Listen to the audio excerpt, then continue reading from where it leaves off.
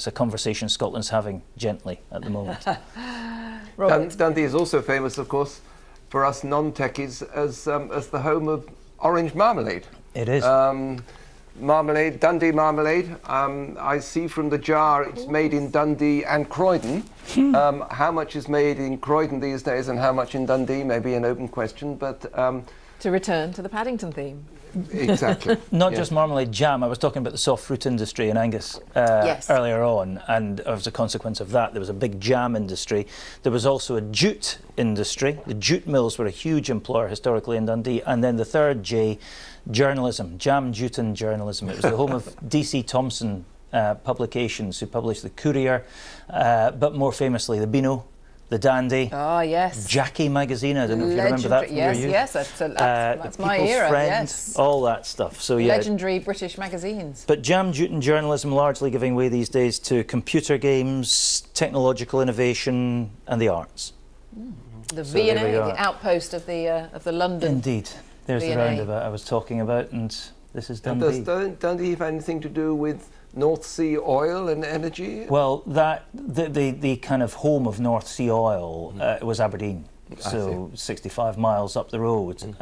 Sparked, appropriately, by the Queen back in 1965 at Dice. She pressed, in the BP headquarters, she pressed a gold button which opened the oil pipeline from the Forties oil field and effectively then began the North Sea oil boom, and that, of course, our reliance on fossil fuels is fading. The North Sea is draining, although there is still discussion about whether more licenses should be granted to drill there, but it's being replaced now by renewables. And there's a big move afoot, just transition, the Scottish Government call it, to make sure that while one industry goes, it doesn't get completely left behind, and they're pushing green energy into to Aberdeen as a replacement for the old fossil fuel industry that made it so rich. Dundee has come out in some force in the suburbs. It has. Well, you're going to see another roundabout coming up in a minute. Anybody who's driven this road from central Scotland up to Aberdeen will know this roundabout because you get stuck in traffic all the time. And we're going to enter the Kingsway, which was named in memory of Edward VII, the Queen's great-grandfather? Yes, great-grandfather, that's correct, yes. Grandfather George V, father George VI. Right. Yes, and so great-grandfather, yes, Edward VII, the son of Queen Victoria. Long after his time, of course, but this road was named in his memory and is the kind of the peripheral road round Dundee. And there's people clapping, people taking photos, quite a lot of people clapping actually. Yeah. It's a shame we can't, unfortunately, quite get the sound on this, I don't think, but I can see that, and a continual stream. I mean, this has been very, very long stretch of people who have stood, to your point earlier, Robert, stand, and they are only going to get the briefest glimpse, even though the car's slowing down a little, but they're still getting a fairly brief glimpse. They'll turn right at this roundabout, and that's where I was telling you earlier on about the kind of grass banks that surround this road and form a natural kind of place to come and watch. I think we'll see the crowd thicken up even further here.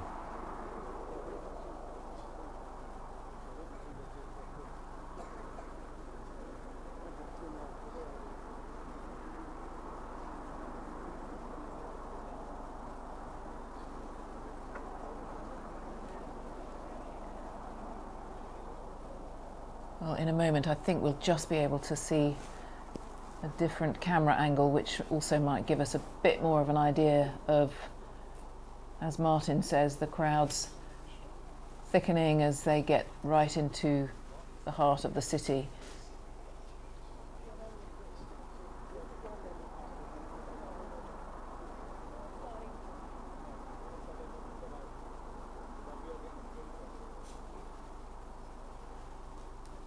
Seems quite relaxed. A lot of people kind of spilling out onto the road, but it's all very well contained. And a closer shot that we're on here. Slightly less reliable shot, apologies, but you'll appreciate this is a 170-mile journey that we're trying to cover today, so the odd glitch along the way, I'm afraid, is to be expected, but Look, just one flower stem on the windscreen of that car. Someone's thrown flowers. And let's hear the applause.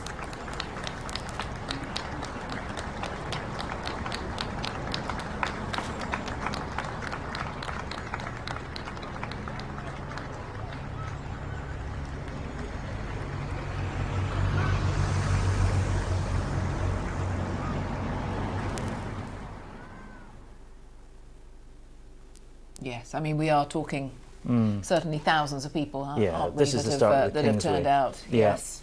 Yeah. And this is a long road. This is 3-4 miles probably round the outskirts of Dundee before the cortege will leave and head towards Perth. So plenty of space to watch. So if you're looking at people 2 or 3 deep here, it's quite something.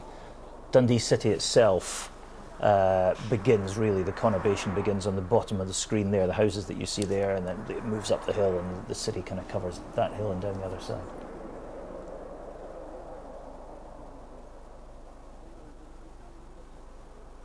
And the route overall, Martin, that we were talking about at the start of the day, I mean, today's focus is Balmoral to Edinburgh.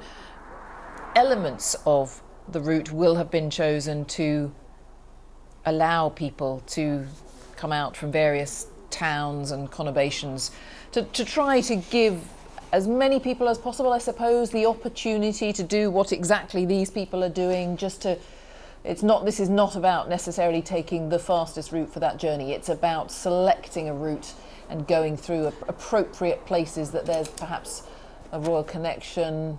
Yeah, I think so, to an extent. I mean, they could have altered the route and made it a longer journey to deliberately pass through other towns on the way down. They've bypassed quite a lot. But what they have done is taken a route that takes them through some of the cities. If they'd gone on a more direct route through the Cairngorms, down through Glenshee, through Braemar and Blairgowrie, they would have missed most of the main centres of population. They've just taken a slightly longer route to go down the dual carriageway, so they hit Aberdeen and Dundee, for example, just now. Famously, we can see in the top of the shot there the 2 football stadiums in Dundee. The 2 rival teams play next door to each other in the same street. Tannadice and Dens Park. And new housing developments, a golf course. Yeah. Or the Queen is being driven through her Britain, isn't she? Quite. There's a lot going on in Dundee at the moment. It doesn't seem to be anybody out on that golf course. They're taking their chance to say farewell as well, I imagine. Yeah. So we're about 55 miles probably from the end of the journey now. Right. Something like that, 55, 60 miles from the end of the journey now. But the convoy is travelling slowly. Yes. So perhaps another... Normally it would be an hour from Dundee to Edinburgh, realistically. Probably another 2, I would say, at the speed they're going at. Yes, for obvious reasons, because they want people of course. To be able to witness this moment of history. Yeah.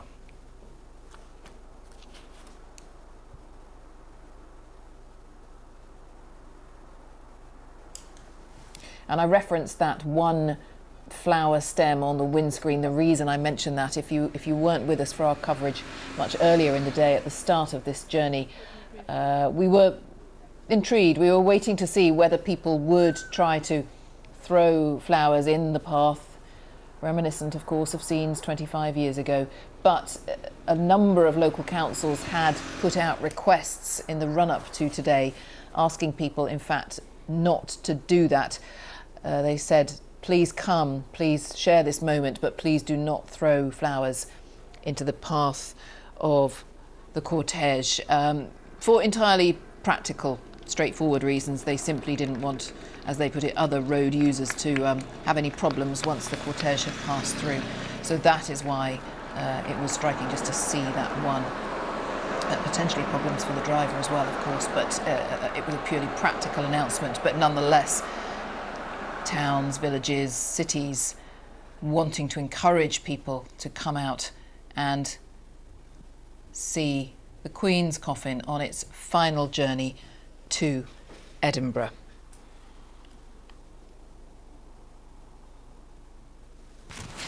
We'll stay with these pictures as the Queen's coffin continues its journey here. But just while we continue to look at this and see the people who've turned out to pay their respects, we've just in the last few moments had a statement through from the Prince of Wales.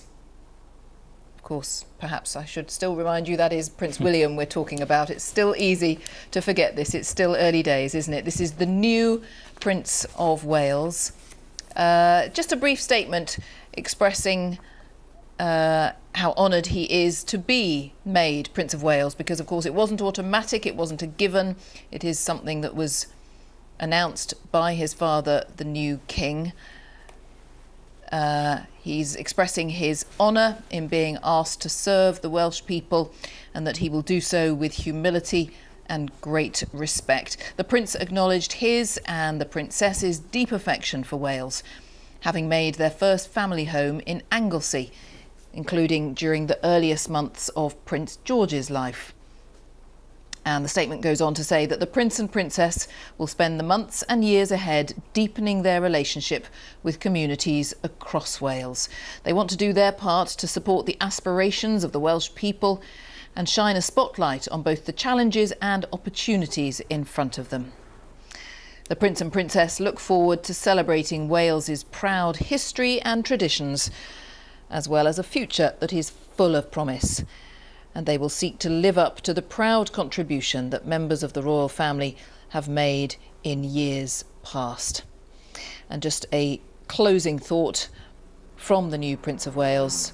Their Royal Highnesses look forward to travelling to Wales very soon and meeting the First Minister and other leaders at the earliest opportunity. So that first formal statement from the new Prince of Wales and his wife, of course, Princess of Wales, and talking about how proud they are that King Charles has asked them to be Prince and Princess of Wales. And it looks as if they will be trying to visit Wales very soon. Robert. Prince of Wales is, of course, a very old title, going back into the Middle Ages. But it's assumed its modern significance as part of the mechanisms for making the monarchy relevant all round the British Isles. Just in comparatively recent times, just as Edward VII, great-grandfather of the Queen, had the first lying in state, he was the person who decided to invest his son, Edward VIII, the future Edward VIII, as the first modern Prince of Wales, with all the ceremonial in Carnarvon Castle and in Wales, which many of us will remember being associated with Prince Charles. That presumably is to come for Prince William. He seems to refer to it in this statement. And without getting too political, yes, it is one of the strategies by which the Crown seeks to hold the United Kingdom together. We're going to see that in an hour or so's time in Edinburgh and tomorrow. The Crown playing its part in keeping the United Kingdom united, as certainly the Queen and King Charles want to do. Well, here is Prince William adding his dimension to that, and just reminding us that there are, it's not just Scotland that's a constituent part of the United Kingdom, there is Wales as well. Yes, and we are going to be back in Scotland in just a heartbeat, but just before that, was I right in saying that it wasn't a given that he would be Prince of Wales? Is that correct? It's nothing's a given. For example, what's going to happen to the title of Duke of Edinburgh? That's been taken back into the group of titles that belong to the Crown. There's quite a strong feeling that Prince Edward, who is head of the Duke of Edinburgh's award scheme, should be honoured with this title that his father had. Indeed, that was what the intention was. And presumably that would be one of the other developments that we'll see in the future. The Duke of Edinburgh's award scheme, of course, being an enormously successful youth movement, which Prince Edward and Sophie, his wife, the Earl and Countess of Wessex. They're only earls, you see. They should become Duke and Duchess sometime, and there's a school of thought that it should be Edinburgh that goes to them. We wait to see. Thank you very much for now, Robert Lacey. We are, as I promised, going to head back to Scotland, because that, of course, is our primary focus today as we stay with these images of the cortege through Dundee. Let's return to Sarah Smith, because she is in Edinburgh, which, of course, ultimately is where the Queen will rest for the next 24 hours or so. Sarah, back to you. Yes, it's probably another couple of hours before we'll see the cortege actually entering Edinburgh, but people are already lining the route it's going to take, have come out to pay their respects and say goodbye to the Queen as the hearse will drive past them. And I'm joined here now by Magnus Linklater, who's a distinguished journalist and commentator on Scottish affairs, former Scotland editor of The Times. You've been out looking at the crowds, or gathering already hours before we expect the hearse to come through Edinburgh. What were people saying to you there? Well, there's a huge atmosphere of respect, anticipation, adoration, I might almost put it. People have been there for hours. One couple I spoke to had been there since 9 o'clock this morning, and they've got some time to wait still. So there's no question about the sense of anticipation. We've been talking a lot about how we know the Queen felt Scotland to be a very special place, this wonderful country, she called it just last year. Is that what endeared her particularly, do you think, to the people in Scotland? And we've had this astonishing show throughout the length of the country of people coming out to pay their respects, who obviously did feel she was a very special part of their lives. Yes, I think in particular in that part of Aberdeenshire where she was, where people, regarded her as almost as a neighbour, she really felt at home. She felt she could relax there. It was, a very special place for her. And I think the local people that she got to know were the kind of Scots that she felt very much at home with. We've been talking earlier in this programme about the fact that opinion polls would suggest that Scotland is not quite as supportive of the monarchy as other parts of the United Kingdom. But the scenes we are seeing today would belie that. We are seeing hundreds of thousands of people lining the streets to catch just a brief glimpse of the hearse going past. Yes. I mean, the Scots are said to be divided on the issue of the monarchy, the institution of the monarchy. After all, we had an independence referendum which divided the nation down the middle. But certainly that crowd there, you wouldn't for a moment think that they were anti-monarchy. Some of them might make a distinction between their love for the Queen and their views about the monarchy. I certainly didn't come across any of that there at all. And I was also asking people about, King Charles. Did they feel as affectionate towards him? And the general view was, they were very impressed by the speech he'd made, and they think that he's a worthy successor. So time will tell. And it is important, I think, isn't it, that what we're seeing here, this cortege, driving through a large part of Scotland, and the Queen, her coffin will come here to Edinburgh. There will be a service at St Giles Cathedral tomorrow, attended by senior members of the royal family, and then an opportunity for people to come through St Giles and see the coffin themselves as the Queen lays at rest there. For this to be happening in Scotland, to make sure that Scotland is included in the ceremony that is involved in saying goodbye to Queen Elizabeth, feels fitting and important. Yes. The Queen used to refer to Holyrood House as her home from home. It was her kind of staging post on the way to Balmoral. She felt very much at home there. So for her, Edinburgh, St Giles in particular, with which she was very, very familiar, was an entirely fitting place for her to be. And I guarantee there will be a massive turnout tomorrow to pass by that coffin. Yes, it's going to be interesting to find out how they're going to manage what are bound to be thousands and thousands of people who want to take that walk through St Giles Cathedral and to pay their respects at the end. It'll be interesting to see how they manage that. But there'll be more to see here tomorrow as well, of course, because there will be a procession coming from Holyrood House after the coffin has lain there overnight, coming back up the Royal Mile to St Giles through this historic centre of Edinburgh, which is a very fitting place for this to happen. Not the first monarch to have passed through there. Very fitting. After all, that palace there has seen a fair amount of history, and some quite violent history, by the way. I mean, Mary, Queen of Scots, who lived there for many years, saw her favourite courtier hauled out and stabbed to death in the room next door, and things like that happened there. That place came under siege.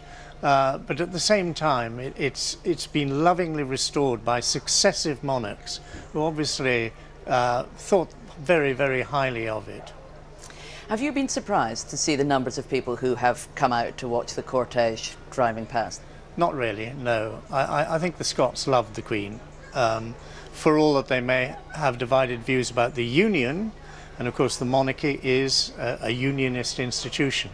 But nevertheless, when it comes to the Queen and her years of service, I'm not at all surprised, and I think we'll see a massive turnout tomorrow. Magnus Linklater, thank you very much for talking to us here in Edinburgh, where we expect in probably under 2 hours' time the cortege will make its way through the streets of Edinburgh before ending up at the Palace of Holyrood House, the official residence of the monarch in Scotland.